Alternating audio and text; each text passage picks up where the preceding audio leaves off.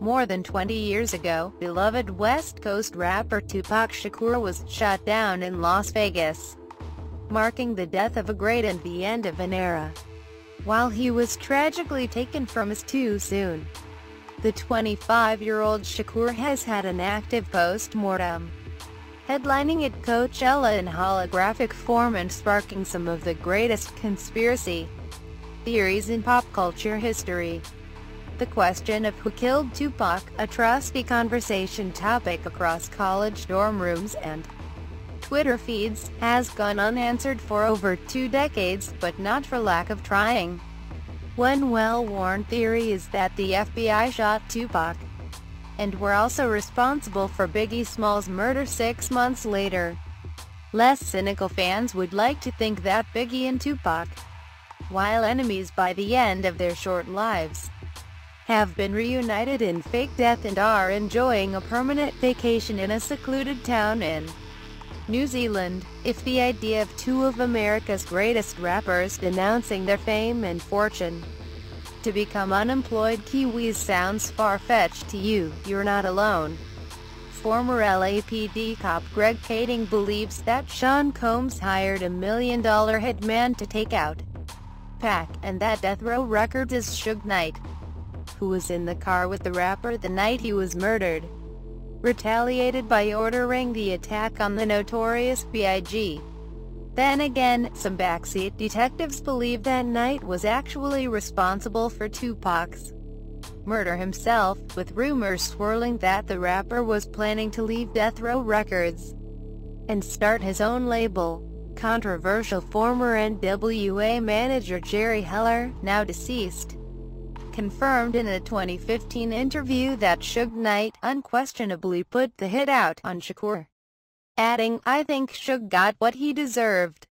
While Knight emerged physically and legally unscathed from the two '90s shootings, he's currently facing life in prison after a 2015 Compton hit-and-run, according to a statement from the Los Angeles County District Attorney's Office. Following an altercation on Thursday outside a Compton restaurant, Knight allegedly was driving his truck when he ran over 2 men standing in the parking lot. While Knight's lawyer has said that the incident was unintentional, Knight's other colorful crimes include repeated parole violations, aggravated assault, and second-degree robbery, not to mention numerous traffic violations. Tupac and Biggie aren't even the only rappers that Knight has been accused of ordering a hit on. In the summer of 2016, Eminem's former bodyguard claimed that Suge Knight tried to have his boss killed at the 2001 Source Awards, adding, "That was our first encounter with Suge Knight and his henchmen." Then there's the strange, spooky conspiracy theory that Knight killed NWA founder Eazy-E by infecting him with lethal injections. The accepted narrative is that Eazy-E fell victim to AIDS-related complications just a month after his diagnosis. Fans looking to explain away the rapper's rapid and unexpected decline felt validated by a Jimmy Kimmel Live interview, during which Suge Knight chattered on about how easy it is to poison someone with contaminated blood. "If you shoot somebody you go to jail forever," he mused. "So they got this new thing out, they get blood from somebody with AIDS and then they shoot you with it. So that's a slow death, an easy thing, ya know what I'm saying?" So when Suge Knight came forward on This Week to announce that he had cracked Tupac Shakur's case, his claims were met with a healthy degree of skepticism. In addition to being all sorts of untrustworthy, not to mention murderous, it could be in Knight's interest to shift attention over to a new suspect. It's also important to note that Suge Knight keeps switching up his story. In 2014, he told TMZ that Tupac was actually alive, saying, "Why you think nobody been arrested if they said they the one that killed Tupac? Because Tupac not dead. If he was dead, they'd be arresting those dudes for murder. You know he's somewhere smoking a Cuban cigar on an island. But when the man who was in the car with Pac says he knows who did it, you've got to listen." according to a signed affidavit written by Knight's attorney Thaddeus Culpepper. Knight has known for many years that Reggie Wright Jr., the former Death Row Records security chief, and his ex-wife Sharitha were behind the murder of Tupac and attempted murder of Knight. The theory goes that Sharitha was attempting a Death Row Records coup, and knew what she stood to inherit if Knight was forcibly taken out of the picture.